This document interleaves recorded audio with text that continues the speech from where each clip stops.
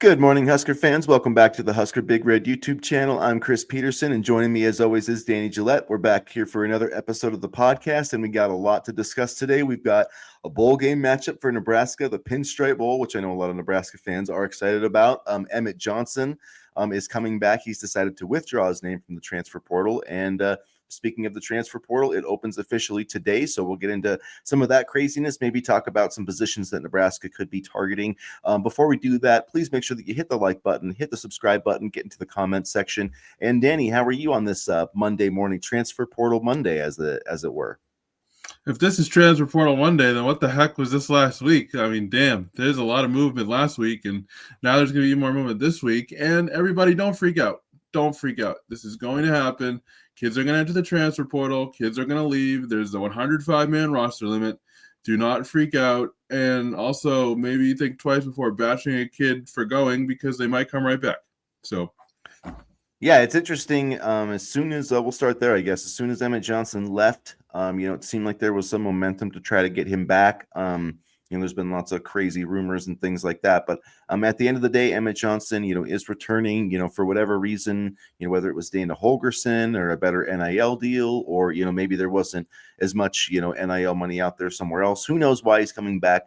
But the biggest news, the important thing is that he is going to come back after averaging 128 yards from scrimmage over the last 3 games. So he really did flourish under Holgorsen, had 32 rushing yards last year, or 523, over 800 all-purpose yards. So what do you think this impact is going to be for the Nebraska offense in 2025?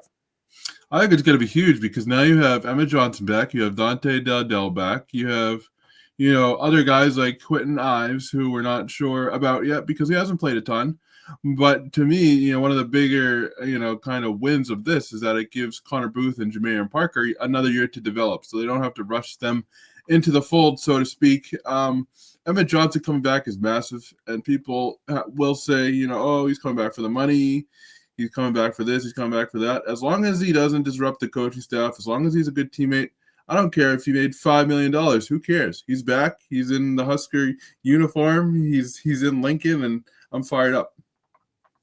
Yeah, I'm definitely fired up with the way he was used and how productive he was over the last 3 games. Like, it would have been kind of a bummer not to see that play out over, a whole 12-game season. So I'm glad that they were able to reel him back in.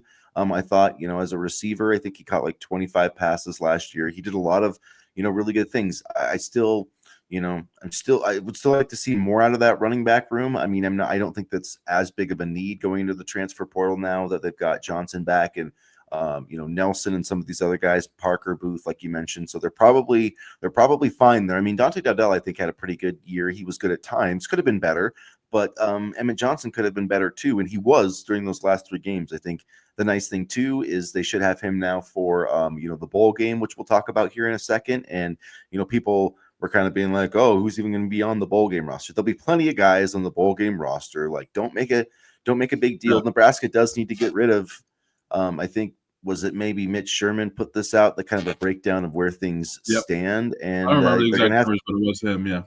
Yeah, you're gonna see like 40 dudes hit the transfer portal in the next couple of days. Some names you may not know, some names that you will. I mean, Dwight Boodle is one that hit the portal over the weekend. I mean, Davon Hall. I mean, it's hard to keep track of it all. It's hard to keep up with it all at this point. And I've kind of stopped trying. I'm just kind of like reposting them, but it's kind of hard to, have like an article about every dude hitting the portal, because it's just going to be 40, 50 guys. But Emmett Johnson's one that you wanted to get back. It would have been a bummer to see him go somewhere else. And I don't know, I've always thought that he was underrated coming out of high school. Even last year, in terms of the 2023 season, I thought he closed strong. So I'm happy that he's back, and I think that's a big win for Nebraska football. Yeah, and it was interesting to see what he was able to do in an air raid type scheme. He was still able to be productive. And granted, I don't think we saw the full air raid last year the way Dana Holgorsen would want to run it. But at the same time, I think he'll provide nice balance to a scheme that's going to be more offensively explosive in 2025. All right, so let's get to the other big news item from Sunday. Nebraska selected for the Pinstripe Bowl, which I know a lot of fans aren't thrilled about that. I mean, I can understand it from a point, whereas New York, probably not as nice from a weather perspective as maybe Tampa or Nashville. I know that the Pinstripe Bowl isn't like, the marquee matchup, but I think it's going to be a fun matchup in Yankee Stadium against a solid opponent. You know the Boston College Eagles pretty well, Oh Danny, yeah. but they won Hmm. 3 of their last 4 games. I think it's a winnable game. Nebraska is the early, I think, 4-point favorite. So I don't know. I like this matchup. I don't know why people are complaining about it. To me, Nebraska just needs to go win a football game and finish 7-6. That's at the end of the day, that's what matters, not the other stuff.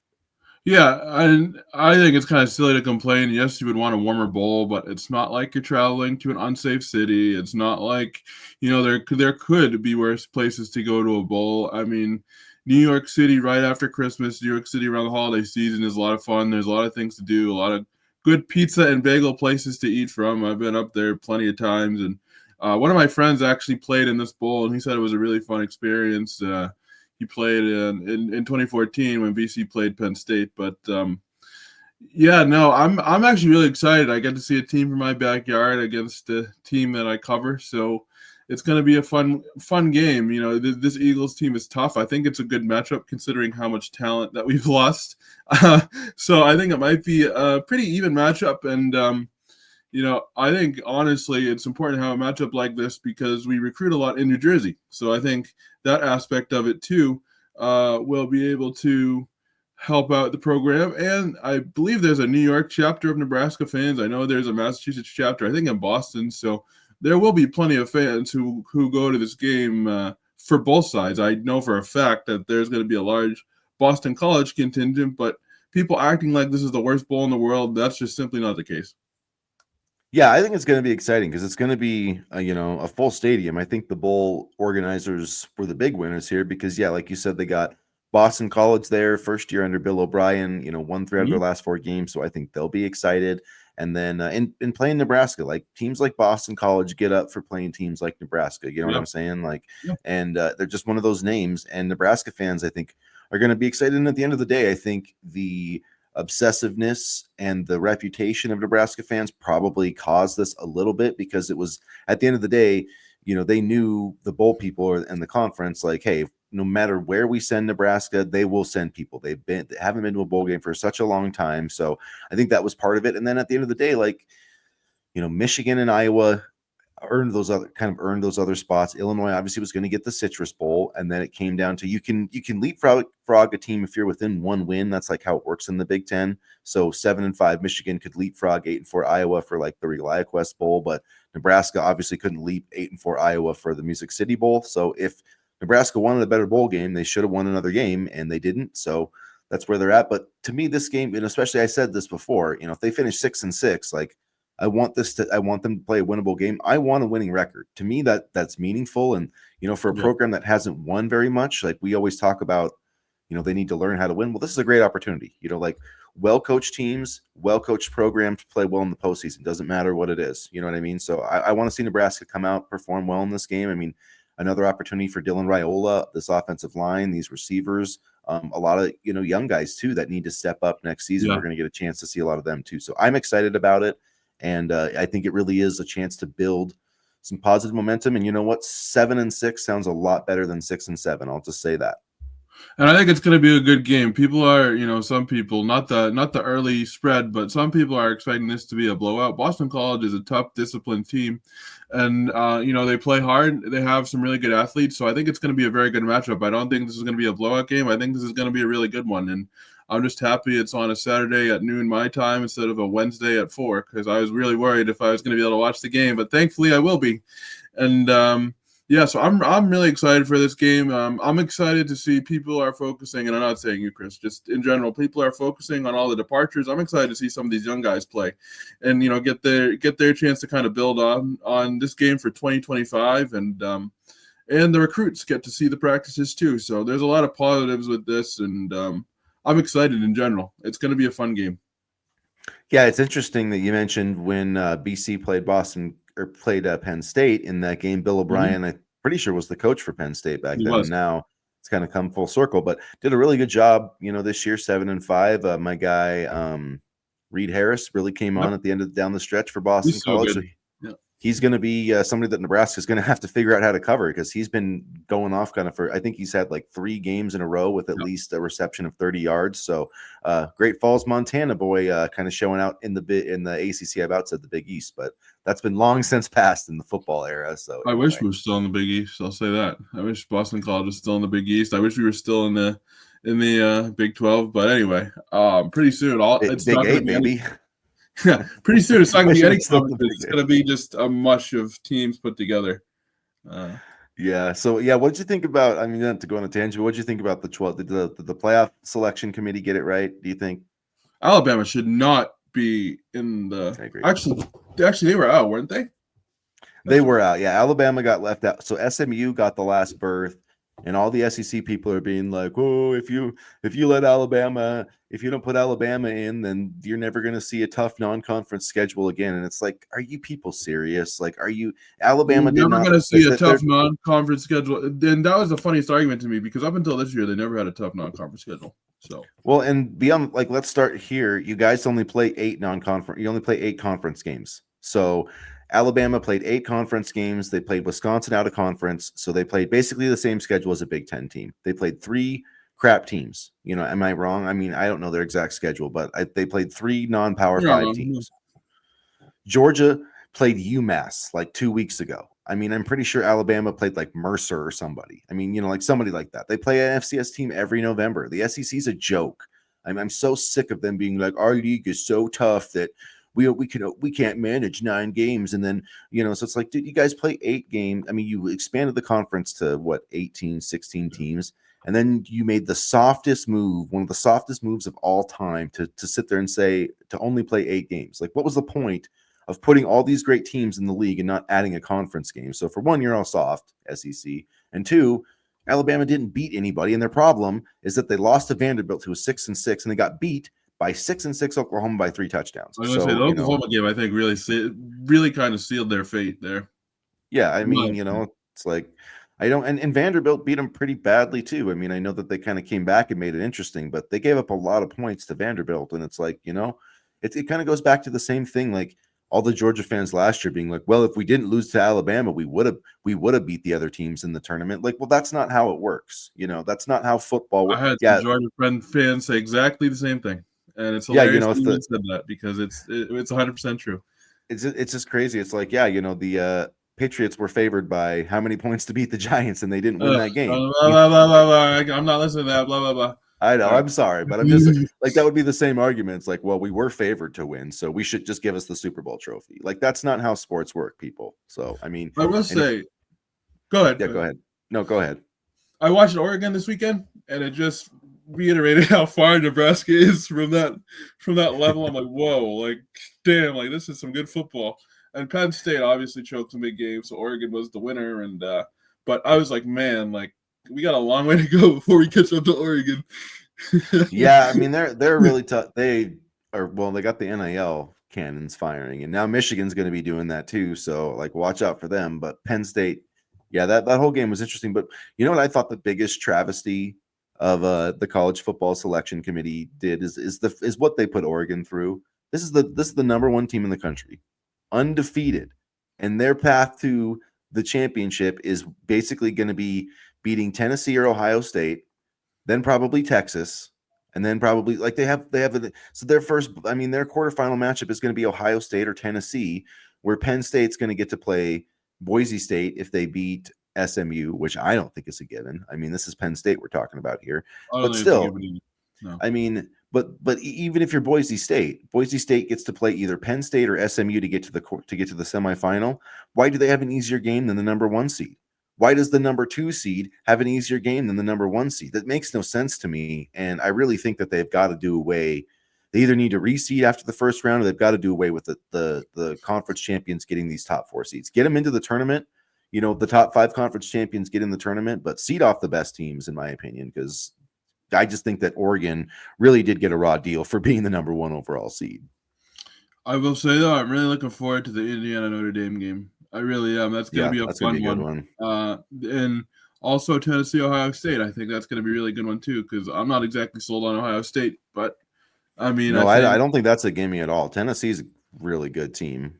So I think matchup wise, there's going to be some really good games, and I know I was watching SMU Clemson for the Scott Simons factor, and that I thought people want to say, oh, do we want Scott Simons as defensive coordinator after that game? I mean, yeah, I still would. I mean, I know this is kind of going on another subject here, but I mean, Clemson's a really good football team, and Simons' defense creates turnovers and sacks and things like that. And I know I said this to you in the chat. I mean, I could see an instance where his defense could fit somebody like Willis McGahee or Vincent Shavers very well, the way he brings linebackers and the way he brings pressures. So Saturday's game didn't really affect my opinion of him.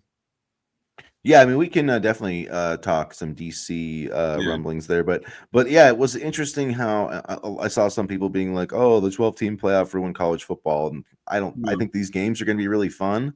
I'm trying to think who I'm blanking on some of the other matchups. So it's Penn State and SMU, Clemson and Texas, which is not Clemson and Texas. I don't think yeah, it's a gimme for Texas, honestly. that's a pretty good first round matchup. Clemson and Texas, Penn State, Notre Dame, Tennessee, Ohio State. Tennessee, Ohio State, not Penn State, Notre Dame, Penn State, SMU, Indiana, Notre Dame. Yeah, so I think those are all interesting matchups. I really don't know who's going to win it. It could be literally anybody. I mean, at this point, but it looks like Oregon. But again, they're gonna that matchup. Here's what I think: if Oregon can beat Ohio State, I think Ohio State's going to beat Tennessee, and then I really feel like whoever wins that Oregon Ohio State game is going to make the national championship and end up playing Georgia. So that's kind of my early prediction. Although I shouldn't sleep on Texas, though. I should not sleep on Texas because they were pretty good on Saturday too. So I don't know. We'll see.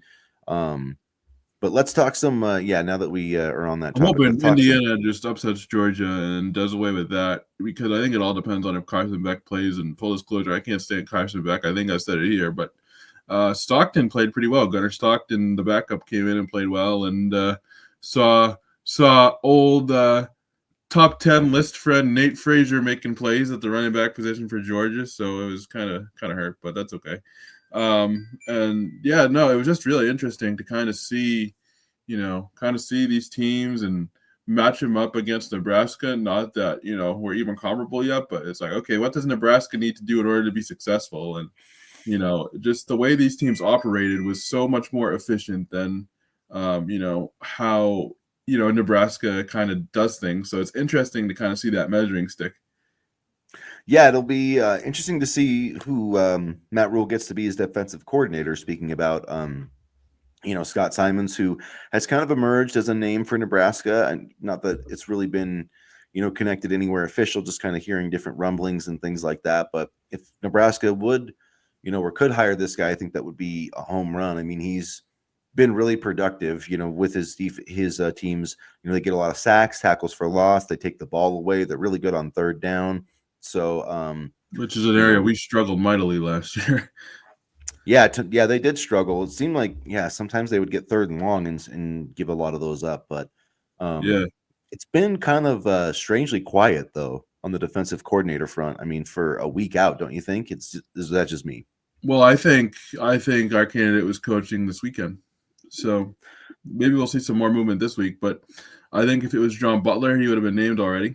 And I think out of all the games that were played this weekend, we're going to end up with one of those guys, which made me think, Simons or somebody. But I think the candidate was coaching this weekend, and if we don't hear any news about the defensive coordinator, position this week, then I think it would kind of be like, what's going on here? But we'll see. Well, because here's the thing: Simon's probably going to be. I mean, I would assume that he would stick with them for the playoffs. So, I mean, we might not hear anything until they're done playing. SMU, I mean. Yeah. So, I mean, they play the 20. I can't remember if they play the 21st or the 20th. Anyway, about I'm looking 10 at the days from now. Give me a second. They play the. Hold on. Because I know there's one Friday game, which I think is Notre Dame, Indiana, but I could be wrong. No, you're right. I'm just looking right now. Hold on. SMU Penn State is the Saturday game, and then Notre Dame Indiana is the Friday game. So I mean, we'll see. I don't think I don't expect to hear. Maybe there'll be some rumblings like, oh, Nebraska's interested in it. If it's real, we probably will hear something about it. But Yeah, but I would expect him to coach in that game and coach as long as, as long as they're playing. So, he would be a good candidate. Outside of that, I mean, throwing out Jim Leonard, Elijah Robinson, John Butler, but I don't know. It feels like Jeff I Collins. yeah, Jeff Collins, yeah. But again, it feels like if they were gonna, like you said, if they were gonna hire one of those guys, why haven't they done it already? Because you would, in an ideal world, you'd like to have your coaching staff in place, for going into the transfer portal, so you can kind of have that, hurdle crossed, I guess, because that's going to be something that those defensive players are going to be asking about, right? When they're coming in here for these visits or when Nebraska's offering them. So I'm sure Nebraska has something to tell them, or hopefully they will. But at any rate, it makes me think, yeah, maybe, the guy was coaching this weekend, and that's why we haven't had an announcement. Because if it was Robinson or somebody else, or maybe the other guy that could be Jim Leonard too, but last time with Tony White kind of came out of left field. So I still kind of have, my mind open to somebody that we have not even mentioned or discussed or even really know about. Bo Pelini. His defenses were pretty good back in the day. I mean, he didn't do a bad job. His Nebraska defenses, his LSU defenses left a lot to be desired. But well, the second time, the first time he did lead him to, he was the DC when they won the national title. So got to give him credit for that. Yeah, I should have kind of edited that statement his second time around. But yeah, no, I'm interested. I'm not worried. I trust Matt Rule has a plan with these things, and I trust that he knows what he's doing when it comes to these coaching hires, and it seems like he always has a plan for when things don't work out. So we'll have to see. I'm kind of interested. I'm hoping we have some news this week. Yeah, I feel like he's going to hire somebody, make a quality hire. I'm not too worried about it, but yeah, it's always interesting to see if it's like somebody that, we've kind of been talking about, or if it comes out of left field. So at any rate, last kind of segment we wanted to touch on, the transfer portal opens today. I would expect a lot of craziness, both, Dana Holgerson was talking about Nebraska bringing in like 25, 30 visitors. I think they're probably going to add like 10 to 15 players. I mean, I think that's kind of what they need to do. So what are some of the positions that you're hoping that Nebraska will focus on, over these next 3 weeks that the portal is, because I think it's open till the 28th, something like that. Yeah. Which side of the football? Because I could have multiple answers. I mean, well, let's start on offense. Receiver, what do you need on offense? Wide receiver. I would love some more wide receivers, because I think you need a special type of wide receiver for the air raid. And, I would love, I said, the young guys, we don't need a wide receiver. I know I said that last week. Well, now David Hall's gone. And now you have, obviously Ja'Cory Barney, and, you got the young guys, Cortez Mills, Isaiah Mosey coming in, but another veteran would be good. I'm not too worried about the running back depth now that EJ is back. But, I think, honestly, one of the positions that I would be looking for is defensive tackle. I think we need a veteran defensive tackle. There's going to be a lot of depth missing once Polar Bear and Ty are done with their bowl games. And I think also another corner wouldn't hurt, because lack of corner depth really hurt us at times last season. It forced players to be in positions that they were, quite frankly, uncomfortable playing in, just based off their play alone. And so corner, defensive tackle, a wide receiver, because I know they've been looking at wide receivers. And I know they've been looking at running backs too, but I'm not too worried about the depth there. But we'll see. At this point, my biggest thing is just load up personnel according to the air raid offense. So if that means more wide receivers and you want more veterans, go out and do it. You want a running back, a veteran running back to help supplement EJ and Dante Dowdell, go do it. I think we're going to see maybe not, positions filled that they need, but positions that will be able to help run the styles of offense and defense that they're playing. So for air raid, explosive playmakers, defense, obviously defensive tackle and corners, but more athletic linebackers and things like that. I think it's going to be kind of filling in the holes based on scheme for both sides of the ball. Yeah, so for me on offense, I guess if I had my wish list, it would start in the trenches.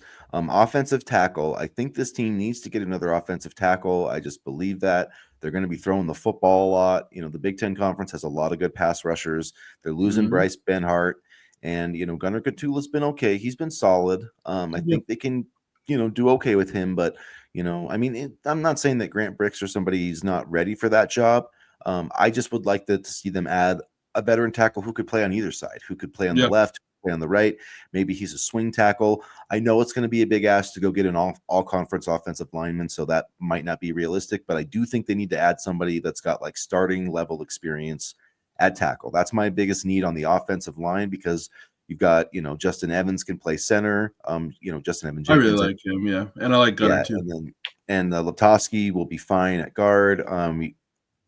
Sounds like Turner Corcoran's going to be back for this bowl game, maybe. So I think he's going to be in the mix at guard next season. And I mean, we'll see, but If I he think could they be could do healthy. worse. Yeah, I mean, if he could be healthy, and I don't know what the rules are going to be for health with the roster limits and stuff like that. I But have no problem with him coming back, and I know that a lot of you probably just heard my sigh when he said Turner Corcoran. It's just like how many years in a row are we going to play the same song and dance?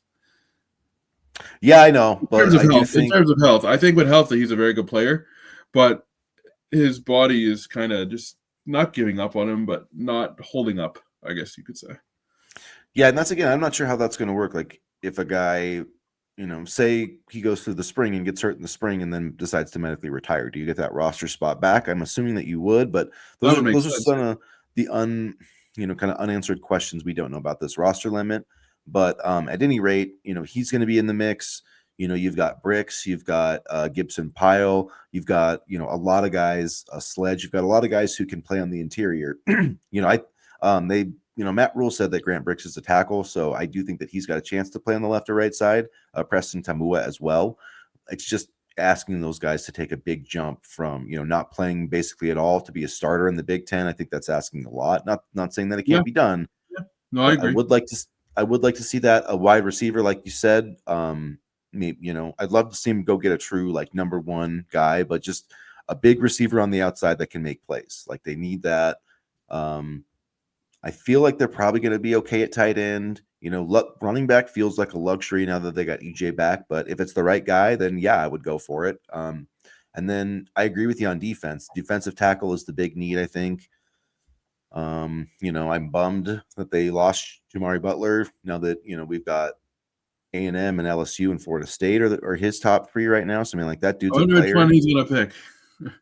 Probably Florida State, but you never know. I mean, you never know where what the money's going to be. So at any rate, he's going to get a good payday from one of those three schools. So yeah, I mean, you lose him and James Williams and Princewell Mamalian. I mean, they're not like ground shattering losses, but they do need some pass rush help, like for sure. Because Cameron Leonard, is maybe one of your best pass rushers. You've got McGahee.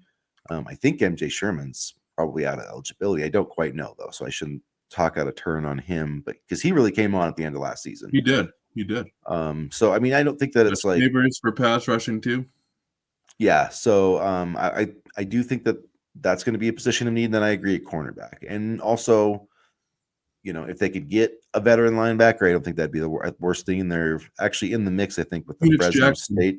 Yep. Yeah, Fresno State transfer. So he's really good in coverage, Mhm. and I think that's something that they could really use, especially like Shavers and McGahee, really good athletes and can attack it, but they could use another good coverage linebacker. So, and then yeah, a cornerback for sure. Yeah, if you could have like those two pass rushing kind of backers and Shavers and McGahee, and then you could supplement that with a coverage linebacker in addition to what you have in the secondary, then that's a pretty successful formula for a defense. And then obviously Christian Jones and Dawson Merritt are two guys who, should have a chance to contribute right away. We've got Bryson Weber, a 4-star in there. Malcolm Simpson could be on the mix on the defensive line. So I think you definitely have some guys in this 2025 class who will, supplement and add some depth. And who knows? I mean, Dawson Merritt could be, essentially a starter at some point this year. I mean, depending on who they add in the transfer portal, they don't have many guys that can really rush the passer and do all the things that he can do. Yeah, I feel the same way about Malcolm Simpson on the defensive line. I feel like he's going to be a starter at some point in 2025 as well. Yeah, right now, I mean, you're looking at it. You've got Elijah Judy and Cameron Leonard, and that's basically it. I mean, in terms of like, Yeah, guys yeah, that yeah. have really played a lot of football, because Vincent Carroll Jackson left too. You got Riley Van Poppel. I shouldn't forget about Riley Van Poppel. I mean, I still like where he's at.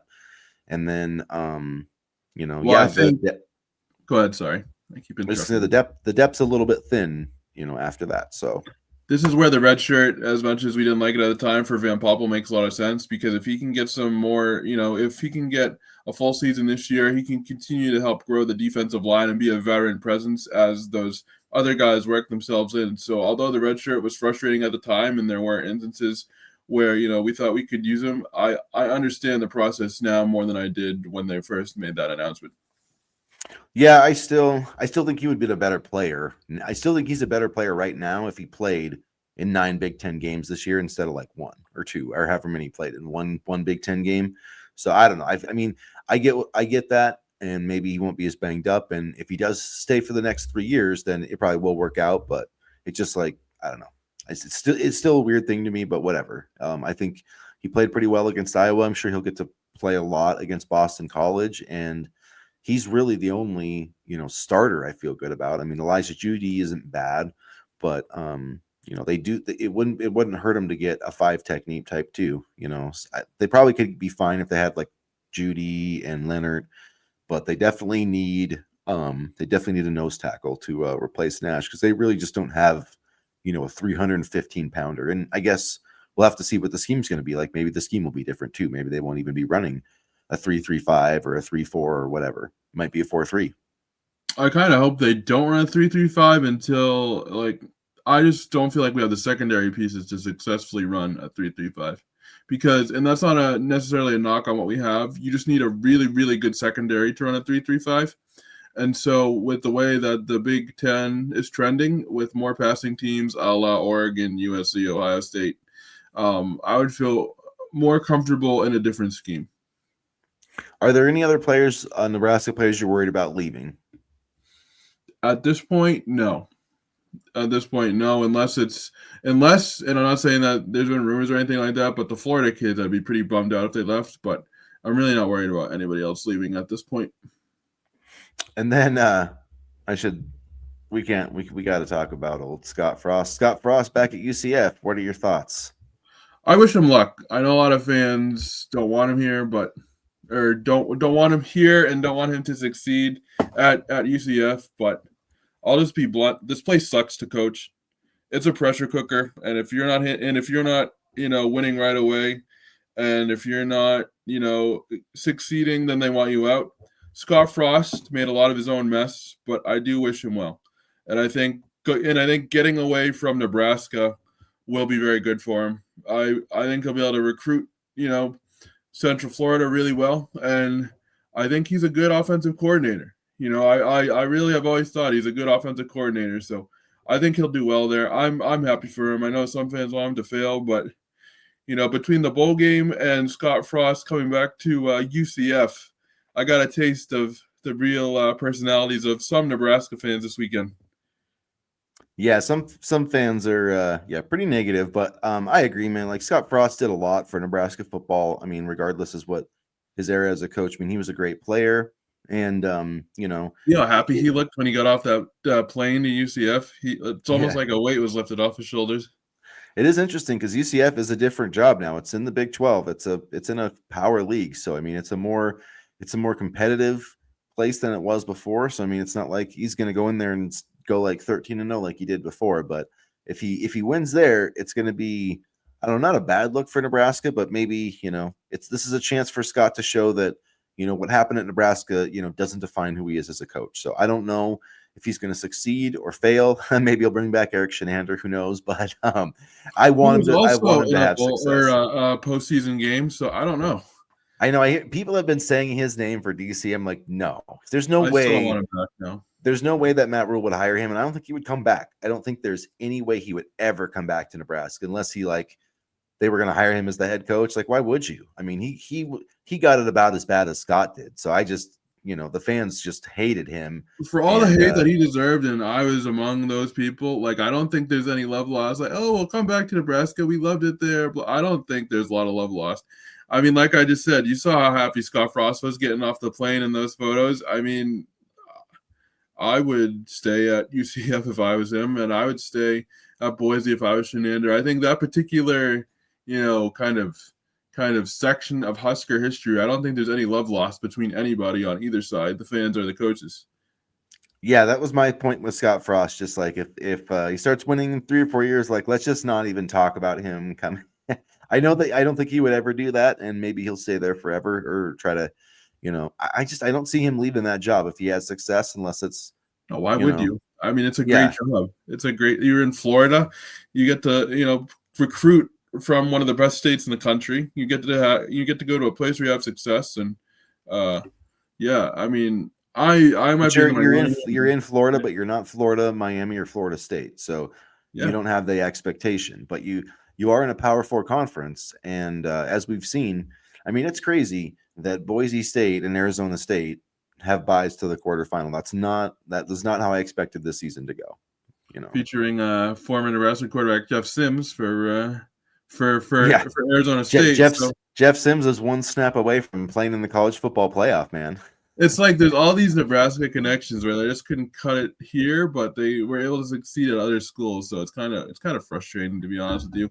And there is a world where I could see Scott Frost leading UCF through the college football playoff before Nebraska even gets there. And if that happens, it's just going to be a mess. Then people will want Matt Rule gone, and then he'll lead, I don't know, Florida State to the college football playoff because he'll end up there to be back with Tony White and Evan Cooper, and then we'll just be in a constant cycle of misery. Maybe could happen. I'm not sure. Could be. It's like the Magic 8 Ball. Maybe, I don't know. You just have to see what happens next year. Let's just get through the Pinstripe Bowl, and hopefully we can win that game because, that's the thing is Nebraska fans are like, are mad now about getting selected to the Pinstripe Bowl. Yeah. Well, just imagine how mad they're going to be if Nebraska loses the Pinstripe Bowl. So that's all I have to say about that. And those same fans were mad that we couldn't even get to a bowl. Now they're mad at the Pinstripe Bowl. It's just a constant state of anger and misfortune. Yeah. So maybe we'll see. But this week's gonna be interesting. I'm wondering, if there's gonna be any major departures. Hopefully not. It would be nice to see Nebraska, get in with some big names out there, but I'm not sure. We'll see. This is a week for the 1890 initiative because as much as you need NIL for high school recruiting, you definitely need it for the transfer portal. So we'll see how that works. You've done a good job with bringing Ty back at the time, bringing Nash back, bringing Jeremiah Jones, definitely Ja'Cory Barney. I mean, you can't sit here with a straight face, not you, but in general, sit here with a straight face and tell me that Nebraska was his leader without some cash, and same thing with Cortez Mills. So, yeah, hopefully that will translate. To the transfer portal. And wait, can we talk about Philip Simpson real quick? Because I totally forgot. Happy he's back. He has a lot of Florida connections. He recruited, Vincent Shavers, Ja'Cory Barney, Cortez Mills. So I'm happy he's back because we need that Florida connection. Yeah, for sure. I mean, you lose Garrett McGuire, who ended up going to, went to his dad at Texas Tech, which, is fine, whatever. But, you lose one good recruiter, you get another one in Philip Simpson. So, and honestly, I think the secret's out. Nebraska's really just not doing that well recruiting in Texas. So, I mean, they signed 2 kids from Texas this year. I just don't, you look at a lot of the 2026, they're not recruiting that many dudes from Texas. I mean, it's not that saying that they're not going to recruit Texas, but like the Matt Rule Texas pipeline just never materialized. So that's what I was wondering, and I was going to actually ask you about. Do you think they're shifting their, their recruiting strategies to Florida? Because quite honestly, the Florida kids have paid a lot more dividends. Yeah, I think so. They're still going to go after Texas kids. Oh yeah. But, the top. I mean, I think the Michael Terry again is just a reminder that it's just really hard to get those top kids out of Texas, and you can say the same thing about Florida too. But you get a lot of the kids from the pipeline. I mean, there's just a lot of leftovers, I guess, and there are a lot of leftovers in Texas too, and that's kind of what Nebraska needs to go for there. So I like getting Philip Simpson. I think the shift more is Kansas, Missouri. Let's lock down the Midwest, and then try to get a few kids here and there out of Texas and Florida. But I don't think Georgia, sprinkling of Georgia in there. Yeah, so, I mean, so I think Texas is still going to be part of it, but I think Florida and some of those other states will be play just as big a role in kind of the recruiting footprint as Texas does. This might be a controversial take, but I overall like the talent a little bit better in Florida than I do Texas. But I do think there's obviously really really good talent in Texas. I'm not saying Texas is bad, but I kind of like the talent in Florida a little bit better.